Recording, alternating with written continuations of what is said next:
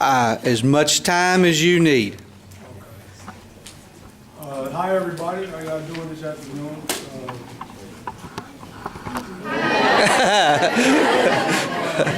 My name is Orynthius Taylor. I work at JCM. I'm the head football coach there. I'm also a special education teacher, as well as I teach business. Also, I teach personal finance. So I figured I would go first. I didn't have a whole lot of notes, so I wanted to beat you guys to the punch before you took the little notes that I did have. But this is my first year in Jackson-Madison County Schools, of course, but this is my 5th year teaching. I taught a few years at Fayette County Schools, and I'm coming here from Haywood County. The in-service that I'm going to highlight that I thought was, I'm not going to say it's most important, but the one that I would share is test-taking strategy, and I think that was the last one. With, I think it was Stuckey. Mr. Stuckey came in. One of the reasons why this is important to me as not only an educator, but as a coach, I have a lot of kids that are aspiring to go on and compete at the collegiate level. And I thought that the test-taking strategy is something that is important for us to pass on to them. A lot of these young men don't understand, you might be able to play, you might be very talented in sports, and it could be the same thing with other fields like band, any other thing. But you have to be able to take these tests. Another reason I think it's important, if you're in school today, something that they didn't have when I was in school is the Hope Lottery Scholarship. And that's, I tell any student, if you don't get the Hope Lottery Scholarship, you're pretty much giving away free money. And one of the things I highlight now, if you can get a 3.0 in your overall GPA, that's probably going to be the easiest route.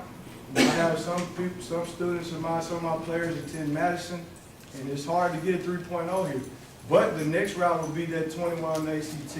I thought that these skills here pretty much highlighted helping them to get to that point to get a 21 ACT. I had a football player, I'm not going to call his name, he had a 16 on the ACT. We tried to stress some of these tips, and I'm not going to take all the credit, but the kid came back and made a 21 this year, jumped from 16 to 21. So I thought that was, when you have something like that, you have to look at those things. But I would like to touch on some of the things that Mr. Stuckey pointed out on his presentation. I just pulled these. This is, if I said it was my idea, I'd be plagiarized. The first thing he said was student preparation. We had a ACT prep course that our principal set up. He got the funding from somewhere, and we brought our kids over here to Madison. We got all the juniors out. The teacher from JCL know what I'm talking about. We got all the juniors out of class that day and brought them over here in this room. And we hired, I can't remember the 2 individuals' names, but they were very talented and they knew this test very well. So the first thing says student preparation. I think we prepared our kids by having that day where we brought them over here and they went over the test, gave them a lot of good tips that I didn't even. I was sitting there, they had me watching. They had us watching for a certain period of time, and I learned things. I don't have to take the ACT, but there are some things that I can pass on to my students. He mentioned student preparation, testing conversations. A lot of times, if you just talk to your student, especially the high school teachers, talk to them, tell them what to expect when they're taking this test. I know when I failed the practice. I'm not ashamed to say, my first time taking the practice, I failed it. But I had to go back, and I realized, why did I fail this test? Well, a lot of it was because I was sitting there like some of your kids are going to do. I would get to a question and sit there and think about it for 10 minutes. One thing that when I talk to kids and have these testing conversations, I tell them, go with your first instinct. You're better off going with your first instinct and getting it wrong. Now you might get to all 90 questions instead of just getting to the first 30 or 40 and have to guess on the hind part. So I think the testing conversations, if you get a free moment, or if you just have 5 or 10 minutes before class, especially if you know EOC's coming up, ACT's coming up, have some testing conversation with these kids. It says to be calm yet serious. I had a student, and a lot of these things I can pretty much I've experienced. This year, I had a kid, he got kicked, and this is a straight A student. He was put out of class. I was just happened to be in the office and I saw him. He was one of my football players. And I was like, what's going on? Man, Coach, we supposed to be doing ACT prep today. And the teacher, I'm not going to call the teacher's name, got us in there doing this. One thing I had to talk to the young man, because what it was at that point, I understood, he had something, he has an IEP. He had an anxiety disorder. He was getting worked up by the test. One thing I try to do is sit him down. Hey, man, you're going to do all right. Be calm, but at the same time, be serious. I think it's important that we stress that with the kids. Let's explain the test implications. These tests are not, a lot of kids will get in, being a special ed teacher, we have to read aloud to some of these students. We have to administer the test in a different area. Some of the kids don't take the test serious. Hey man, this is a big part of your life here. If you make I don't care if you got a 2.3, if you get a 21 on this thing, that's a free ride. Now you can bump that, these are big implications. Explain the test implications to the kids. I don't care what their situation is, everybody has a chance here. Listen to the students' concern. I try to do that. Man, how y'all feeling today? We got this test coming up. Let's talk about it. That's one thing that Stuckey pointed out. Is it Stuckey? Stuckey. Stuckey. I'm gonna skip down a little bit. You want to have parental support. Coach Harris, one of my coaches here, he can attest to this. If you're not, I had a parent bust in our workout. We were lifting weights yesterday. A parent busted in for their son, and I was, when the parent comes in, that's their kid, But I felt good because she walked in with an envelope and I was looking at it and on the front of it said ACT. And she was ready to whoop this boy tail. She had just got the score. He didn't do too well. But one thing, we talked to her again today and I told her, I said, ma'am, we're going to do whatever we can to help him break this score up. But now we know we got her support. You got to have parental support. Make sure that the parents know your testing dates. If you're not letting them know, if you're not getting the parents involved, you're going to have trouble with the kids. Because a lot of times you can cut off what I've learned. If you can get to the parents, you can get their cell phone cut off for a little bit. You can get maybe some, get their tennis shoes that they would go get this weekend. Get to the parents, you can make some adjustments. So let the parents know. Listen to their kids' concern, let the parents know. I'm going to skip down into the general strategy that I copied down here. And am I going over my time? All right. Make sure, one of the most important things that I put for general strategy, and this is important for me and you, and this is important for your daily classroom strategies. They have to read the directions carefully. If you don't read these directions carefully, a lot of times the test is set up to trick you. Just like life.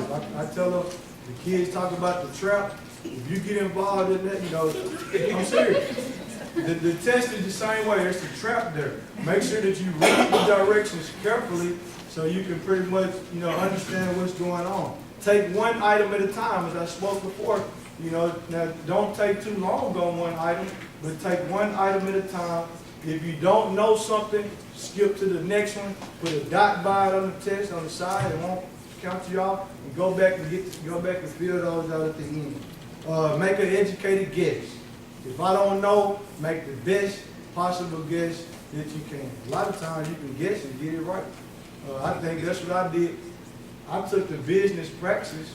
I was a special ed major, and I took the business practice because that was my undergrad degree. And a lot of stuff I had forgot, but I guessed and got to pass it the first time. The special ed, I failed the first time. But make an educated guess, and then skip and come back. Pace and accuracy is very important. And then he also put clean answer document. And they have to think positively. If you go in and you thinking you're gonna fail, then you're gonna fail. I'm just gonna be honest. You have to kind of think positively about it. Go in with a positive attitude. And a lot of that, these kids, some of y'all have to, I know where we're at JCM, where the inner city, low income, a high rate of low income student, nobody is encouraging them on these tests. So us teachers, we have a lot to do with motivating them and giving them an attitude to be successful in this deal. He put the mathematics assessments, he touched on that in class. I thought this was important. As a personal finance teacher, I tell my kids all the time, they gave me the little blue, the cheat calculators. And one day, one kid pulled out a TI-80. I think they got TI-90s now. He had a TI-90, and I'm gonna be honest, the TI, a lot of this stuff, I didn't know how to do the simple stuff on it. So I think I highlighted that. Now I'm not a math teacher, but if you have the kids, and even in personal finance, if you can have them using those TI-98s, whatever they are, that'll get them used to doing those things. And when they get to the test, they won't be like me and not know how to use it. The word problem, they need to go over the word problem. In personal finance, I give my kids a lot of word problems where they have to kind of solve out dealing with money. And I always tell them, this is how the ACT is going to be. You're going to have to read something and make a decision real quick. So I don't give them a lot of time, but the word problems I think are very important. A lot of kids, the math teachers can attest to this. A lot of kids, if you give them a worksheet for the math problem and put 2 word problems on the end, I also teach environmental science. So in the book, sometimes you might look at 1 through 6 is multiple choice, 7 through 10 is the word or kind of fill in the blank. You know what the kids do? They skip those. And it might be an easy question like, what is science? It might be something easy. But they skip it because they see that, they don't want to spend time in the word problem. I think that's important to talk to them about and get them used to it. Other than that, I got here, review academic vocabulary, of course. That's another big thing. If you're not exposed to the vocabulary on the test, then you're pretty much going to shut down. It's like reading the test in Chinese. If we don't know Chinese, we can't take that test. So we have to expose them to the vocabulary that will be used. And that's that's pretty much all I had. I thought that was a very valuable, and all of them work. I'll be honest, all of the in-services that we've had, I'm glad. I'm not going to say I'm glad it's coming to an end, but I'm glad that I got a chance to experience all of them. And it gave me a valuable, some valuable tools to use as an educator in the Jackson-Madison County Schools system. So I appreciate the opportunity, and thank you all for listening. Thank you. All right. All right. He set the bar high on that now. We got a lot of good information there. All right. Okay, I'm the shadow. Yeah, there you go. There you go, yeah. Guys, I'm Brian Lane. I'm at Northside High School. This is my 11th year teaching. I'm finishing up. This is actually 6 years in Madison County. I was 5 years at Liberty and 5 years in Humboldt, and now I'm coming back to Northside. And I teach chemistry and physics, physical science, the dumb classes that kids have to take now. I wrote on the strategy that we had in January that Mandy Fraley led that talked about the teaching reading across all content areas. And this one hit home for us at Northside because we did some testing this year in our freshman class and our sophomore class. Once we got through all the testing, about 20% of those kids were at or above reading level. Only 20. And when you're trying to teach chemistry to somebody that can't read at grade level, that's really a problem. Okay, so some of the things that Mandy Fraley had spoken about, she was kind of implementing, they're talking about implementation of Common Core standards, and in there talking about finding texts that were grade appropriate, and also having text-dependent or text-rich questions to ask the kids and ask them to write them. And this came into play in January. My principal, Mr. Ricky Catlett, did something that a lot of people didn't like in our school. He implemented something called CCR time, which is College and Career Ready time. And on Tuesday and Thursdays for 43 minutes, we got kids in our classroom and we were teaching them reading. Okay? And there were a lot of teachers that were complaining because it cut into their EOC instructional time, it cut into their ACT preparatory time, it cut into all these things. But he kind of had a vision. So we implemented close reading in every classroom in January on Tuesdays and Thursdays. And in my class, I had all 10th graders, and I had 20 of them, and those 20 10th graders are supposed to follow me for the rest of their time at Northside. So I have a relationship with them now. They kind of know who I am. They see me in the hallway. They can come talk to me. I had mixed reading levels within that one group. I had some that were at 2nd grade level, and some that were at 11th, 12th grade level, even though they were 10th grade. So I had high and low. And not only did he implement the close reading, we had our instructional coach choose the text that would be read each week and supply us with some text-rich questions. And we would go through the process. If you haven't done it, it's simplistic. You read the same text 3 to 4 times, and each time you have something that you do differently. You have them talk to each other a little bit about what they read. You have them mark certain things, you know, maybe thematic things that are in the reading. Then you get to the questions. You know, about the 3rd time you read it, you have them start writing answers, responses to those questions. And I'll tell you, the first week that we did it, I have data in here that shows that of my 20 students, I had one paper that if they'd been receiving a grade, would have been an A grade. All the rest of them were D's or F's. And they didn't get a grade. What they got was, I got the paperwork back every week. I critiqued it. I spent a lot of time doing this, took it home at night, critiqued everything, spelling, grammar, their ideas, their thought processes, text language. You know, they want to text what they're saying to me. And we did all that, and each week it got a little bit better. In March, I asked Mr. Kettler if I could have a 1-hour sit down with him, and I brought those 20 papers that week to him. And this was after I critiqued. He went back through them with me. He made comments to every single student in that class. And they were encouraging comments, you know, because we had some folks in the first week that didn't answer one question because they were so unmotivated. And so for me, it's been a great success. We ended CCR. This week was the week we didn't do it, okay? We ended for the rest of the year because we're getting ready for these EOCs, and we got a lot of people out doing other things. But the last set of papers that I had from last week, I had 19 of 20 would have been A papers. 19 of 20. And so I really believe in close reading. I believe in getting them ready for Common Core. I believe that if we can improve their literacy, we can teach them everything else we want to teach them. And I want to say this. Mr. Kettler took a beating behind his back. He did. There were a lot of teachers that complained about it, but the ones that got on board and did it, we started to see that it's real beneficial. And if you can convince somebody at your school to do it, it's really worthwhile. It really is worthwhile. That was short. But that's what I chose to talk about. All right. Thank you. Very good. Very good. All right. Who's next? Oh, come there.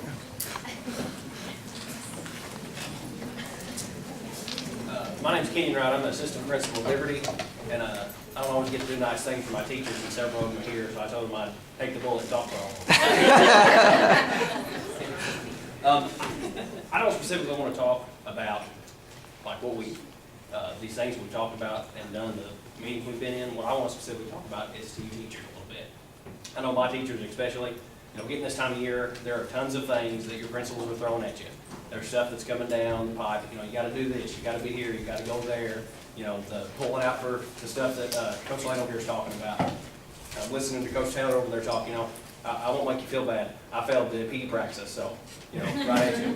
But anyway,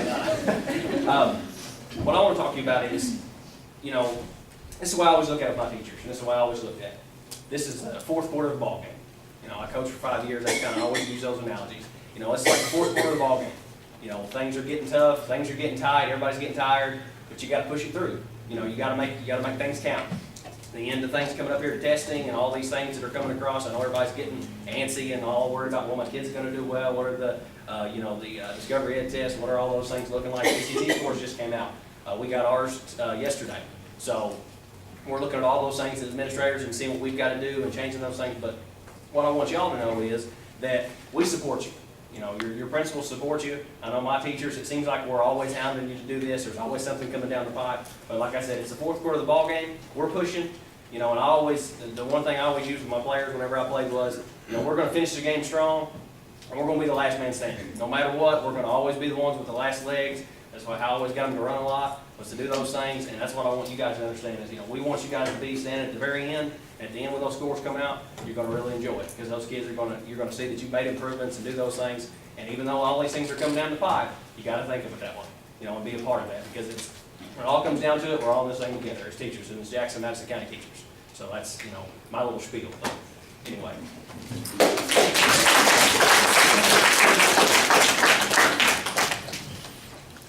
All right. Volunteers, come on now. Oh. I thought I'd break the mold. All right, my name is Gwendolyn Tomlin, and I have 11 years of teaching experience. 6 of those years have been in the high school level, and this is my 7th year actually. And 4 years I taught as a lecturer at UT Martin. So in between teaching, I've taught, got tenure, said, okay, peace, be gone. And went up to Martin and taught for 4 years as a lecturer, and then came back into the classroom. So coming back into the classroom was somewhat difficult when you go from higher ed and then you come back down to the classroom. Partly because of all the changes. So I had to embrace that by saying I took a year of sabbatical before I came back in the classroom, and my husband said, okay, the vacation's over. We got a child to put through college. So here I am. I'd have to say that one of the most rewarding experiences I've had through the professional development sessions had to be the the last year, the one that we had on Common Core. Because the very first one that we had on Common Core, and again, after being out of education for 4 years, I thought, okay, help me understand this. So as a special educator, I thought, where does this all fit in? So I took the information from the Common Core and did research on Common Core and thought, as a special educator, what does that mean to our children?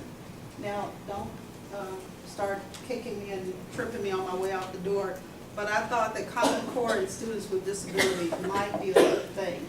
And I say that because as this year, going into the different sessions that we've had, learning about how to interpret the data and breaking it down, I think it was Ms. Taylor who taught that session, and she told us how to take the ThinkLink information, which I looked forward to being able to learn about that information, taking that information, the TVAS data, the information from ThinkLink, and taking it and giving it to a high school student, and working in an inclusion classroom as a team teacher, being able to create a folder for all the students based on that, interpreting the data, and then saying, okay, learning how to learn, to appreciate where you are.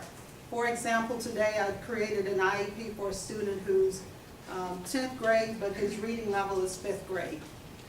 Well, I can sit down with him, and I can honestly, or not skip a page when it comes to that present level of performance and say, this is where you are.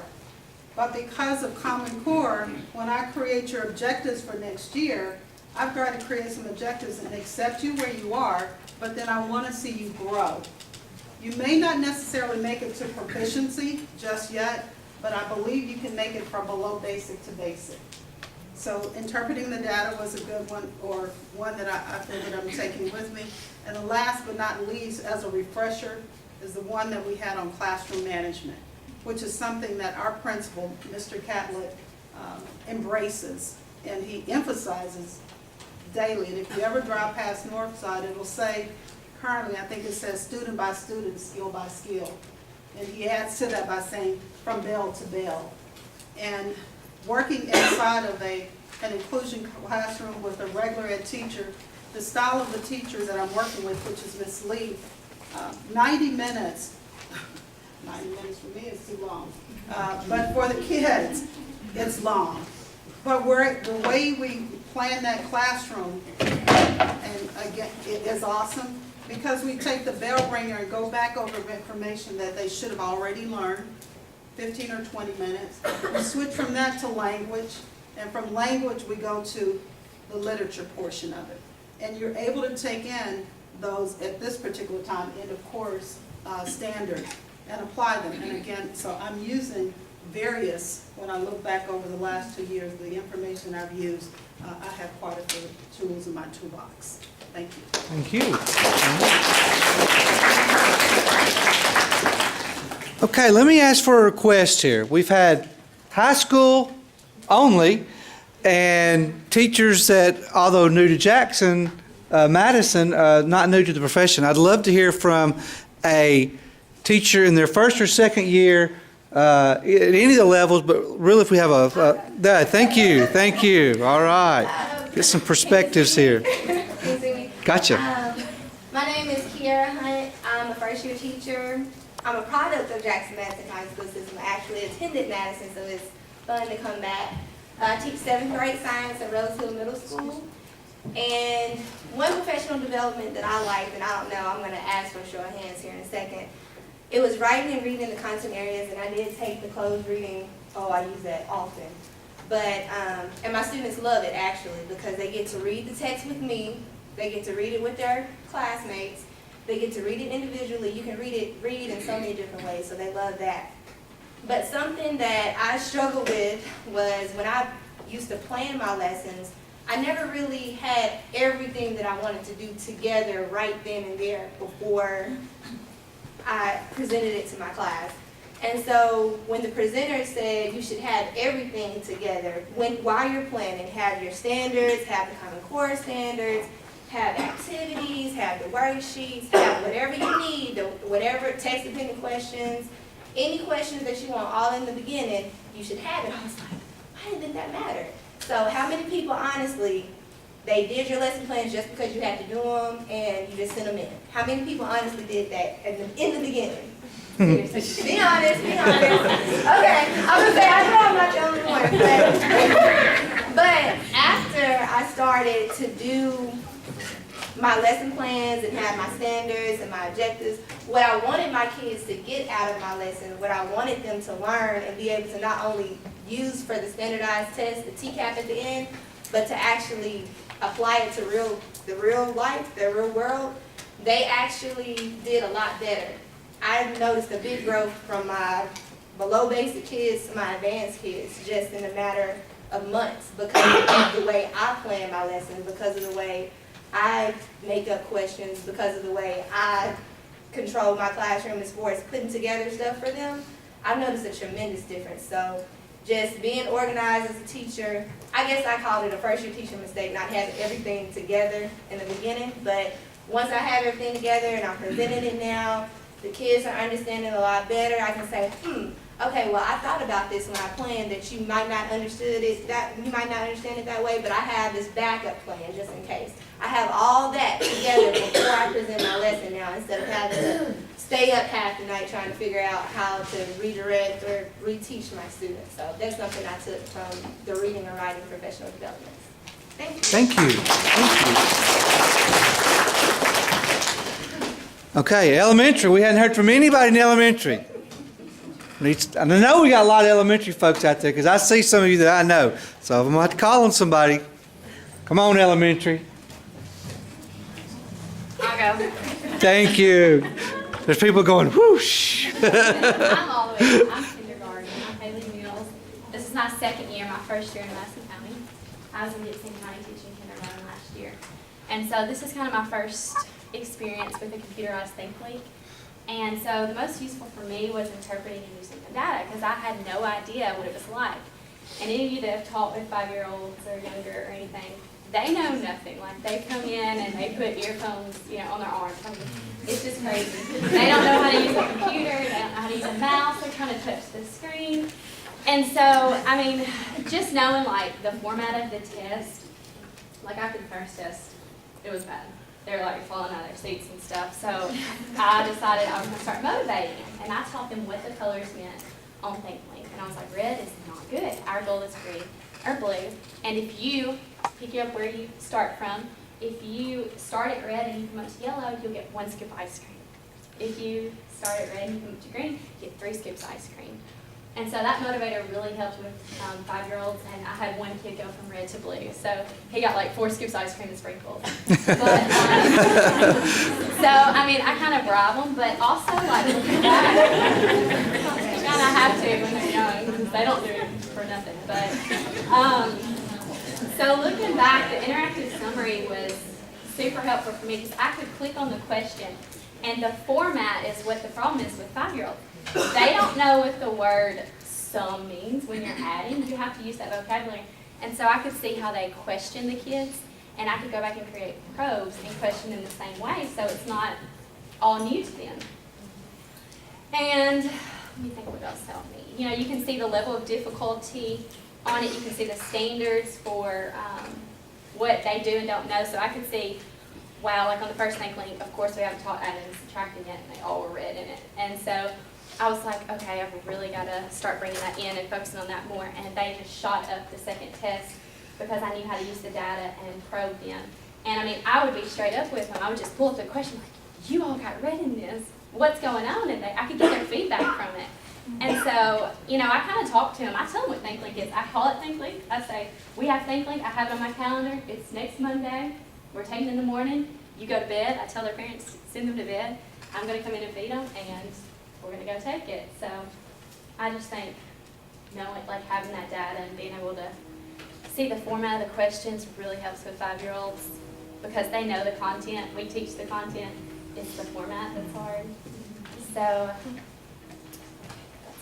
All right, thank you. All right, another elementary. We had kindergarten. What about an upper elementary grade? I'll go next. All right. Steve Webster, this is my second year in Jackson, Madison County. I was out of teaching for about probably 15 years. And it's unusual to, as some of you educators know, to find black males in elementary. I don't know if they're scared of the kids or the kids are scared of them. What I try to do, one of the sessions I thought was, I guess, most inspiring was the test taking. How do you prepare these kids? And at 6'3½", 320, I take up half of the Promethean board, half of the chalkboard. So I try to position myself in teaching the kids how to engage themselves, and I engage them. So when we start out in the mornings in this test taking or in our daily routine, I have them all to repeat this. What can I do to reach these kids? So there's something by C.W. Longnecker that I want to read to you. It's called Predictive. And they have to say this in the morning, right after we do the pledge, and the afternoons before we leave. And they now know it by heart. So you can't tell me that these kids can't learn this without some inspiration. And it says, if you think you are beaten, you are. If you think you dare not, you don't. If you like to win, but you think you can't, it's almost certain you won't. If you think you'll lose, you're lost. For out in the world we find success begins with a person's will. It's all in the state of mind. If you think you are outclassed, you are. You've got to think high to rise. You've got to be sure of yourself before you can ever win a prize. Life's battles don't always go to the stronger or faster man. But sooner or later, the man who wins is the man who thinks he can. And you all see them now. Some days I forget, and they come back the next day and say, well, Mr. Webster, you forgot to say that message. And I said, wow, so they are listening. The biggest thing that I find with fourth graders is engaging them, because math is one of the most challenging subjects for them. They're scared of numbers. They want to hurry up and rush and finish. What I'm doing in my implementations of test taking, I took the data from ThinkLink and I went from the percentage right to the percentage wrong.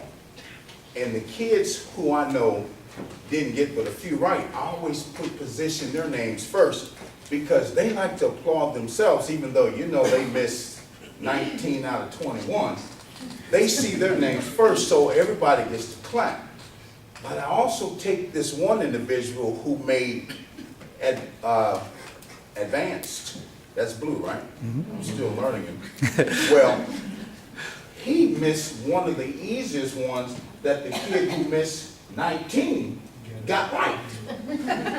And I'm saying to myself, well, this is a good scenario because this inspires that kid who has the lack of confidence to say, I can compete on the same level as this other kid. So now we got him engaged. So I find myself being animating in my teaching because if I can't reach them, I can't teach them. And I would welcome anybody to my class. I know Ms. Jones and Ms. Poston, they know we have a hallway of inspiration. We have a group that really likes to move, and my voice carries, and I try not to be as loud as Ms. Jones, and I think she's a little louder than me. But I find that if the kids know and you simplify things that need to occur, they become more confident. And some of these, and Coach, you were right on target, man, I gotta give it to you. Because when I started listening to you, it really encouraged me to go in and do some of the things that I thought I was doing that you're doing that I'm not doing. And you're at the high school level. Implementation is key. What do you do to reach these kids? You gotta break that anxiety. What kind of parental involvement do you have? I call them. I call their parents right there, let them know what they're not doing. I had one kid today after school with his father, and I said, I'm not giving any homework this 9 weeks. You know what we got to focus on. He won't even read the book. So, but I showed the parents that in this Envision Math, everything is here. Just get him to read the book. And when he comes back on that next day, he'll be engaged in part of the classroom instruction, and that will inspire and motivate him. There's a lot of pressure on us. I know that. But I'm here to tell you, if we can't encourage these parents to encourage these kids that education doesn't stop after 3:15, I don't care how good of teachers we are. They're doomed to fail. And that's where my inspiration comes in, to be able to engage the parents, to focus in on some of these strategies, and to also see what is it that I'm doing wrong where I can't reach them because I can't teach them. So that's kind of, I won't go into the law,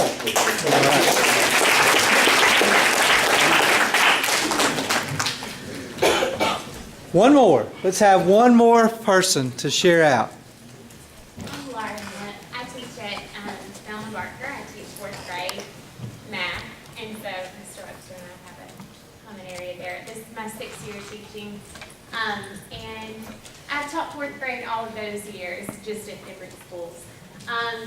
Also with interpreting data, right now especially, we're just preparing for TCAP, and I find that I'm just trying to make sure that I use that data to set them up for success. And so in math, we have a lot of different standards, and we're able to kind of narrow it down. So like past 2 days, we've been reviewing algebra.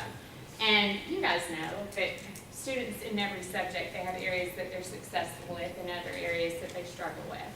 And so what I've tried this year differently is taking those SPIs and only reviewing just a couple of days. In the past, I don't know why I would do it this way, but I would review maybe all of like our TCAP prep test on the same day, or however many days it took us, or all of the big link at the same time, and just try to fit it all in. And I thought, I'm worn out, I'm confused, I'm stretched thin here. Why don't I just try to, let's do all of the algebra at the same day, and all of the geometry, and let's just cover it bit by bit by bit. And I think my students, I've had a couple come to me and say that they're very encouraged by that, because they've seen where they aren't just like, we're getting question after question after question wrong. They're able to focus on things that maybe confuse them, and also see what they're doing right. And also I found that it's important to make sure that at parent-teacher conferences, or whenever I do have an opportunity to talk to parents, we always send home the individual think link reports. Kind of highlight the areas and also just show the parents how to read those reports, because I know it seems like something that should be pretty simple, but a lot of parents get them and they say, I don't know how to read this. What's test A and test B and test C? So I always try to make sure that I highlight the tests that they've recently taken. And also, especially on math, there's one portion, the operations part, is there are questions that can usually be answered correctly with a calculator. And so if the kids have done poorly on that part, that's kind of telling me the amount of effort that they put into it. And so I always make sure that I'll let parents know that, that I didn't do so great here. Maybe we weren't taking this test seriously, or, you always have those parents that, thank goodness, they really want their children to succeed, but at the beginning of the year, they might see a couple areas with yellow or red, and I just make sure that I let them know that that's okay. Those are areas that we won't hit until January or February. If they're lower than the class average, we know that maybe we want to make sure that we really help reinforce them whenever it does come time to that. And that's just something that I've always done things like in all the 3 schools that I've taught at. And I find that if you use it correctly, it's not a time waster, it's a help. And so, and also just making sure that, like Coach said, that you have those conversations with the kids, and that I always tell them, like, I hate that kick myself feeling whenever I'm one question away from the next level, and I get it back and I see, oh, I could have gotten one right if I just would have thought a little bit longer.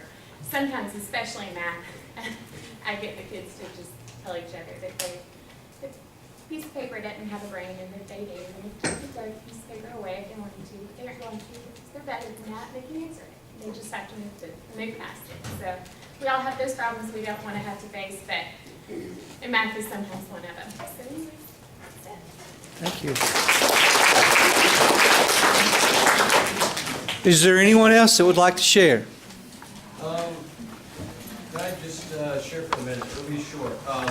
But there was one meeting we went to that hasn't been talked about yet, and that was reading and literacy strategies across the curriculum. Now, I'm an art teacher, so with some of these meetings, it's difficult to figure out how this applies to me, but with this one, it was something that I didn't think about that much last year, because art has a very, whether it's art or music or whatever the special is, PE, it has a specific vocabulary, and when you're into it, you just throw out these terms, and sometimes it just flies straight over the kids' heads. So last year, I pretty much went from project to project, project to project. I didn't really assess whether the kids were, capturing the vocabulary, or I didn't really have any writing prompts because I started in October. So this year, coming in and with the extra emphasis on literacy and reading, with every project that we've done, I've made it very important to myself to really emphasize the art vocabulary. And after we finish a project, I have them do a writing prompt to use the words in a proper context and to make a complete sentence. Doesn't matter the grade level, it could be first through, I go all the way up to 8th. So, and even with kindergarten. With kindergarten, we just do it orally. We do an oral reflection about our work. But before I move on to the next project, I'm making it a point that we stop, assess, because whether it's contrast, grayscale, it doesn't matter what the project is. But a lot of times these terms are new for the kids. Organic shapes, geometric shapes, overlapping shapes. If it's a two-dimensional design that we're doing, how design works, how design can be used in all different fields in life. So these are all things that I just didn't take the time to really do last year. I'm doing this year, so maybe it takes me an extra class to get through a project, but instead of rushing through it, I'm trying to make sure the kids understand not just what they're doing, how they're going to do it, but mainly, the most important thing I'm trying to get across this year is why they're doing it. Because a lot of kids come in and they're like, oh, I stink at art, I don't know about art. I'm like, well, you're way too young, because I didn't decide to become serious about art until I was a freshman in college, so can't give up yet. So I want them to understand if they just they can take the principles of it, they can apply it in their own way, as long as they follow the guidelines of the project, they're free to express themselves the way they want to. They need to find their own artistic voice, and that's what I'm trying to do. And I'm trying to also make sure that they understand how what they're doing, it's not just, we're going to do a project, we're going to do this project, 1, 2, 3, 4, we got to get 8 done by the end of the year. It's not about that. It's about understanding how this artwork, this style, how it fits into the broad picture of art in general, visual arts in general, how it relates to math, how it relates to music, what have you. But yeah, so I've actually had to slow down. I know I talk fast, but I've had to actually slow down this year and make the art more relevant to the kids and have them understand that their art's very important, their artistic skill and what they produce, and it does have a purpose. All right. Thank you. Thank you. You're at Bemis, correct? You're at Bemis? I'm at Bemis and Nova. My son goes to Bemis, so just kudos, because he comes home and says, Dad, we had a great art class today. All right, that's good. So you're doing something well over there, so thank you. He loves your class. Anyone else like to share? Okay.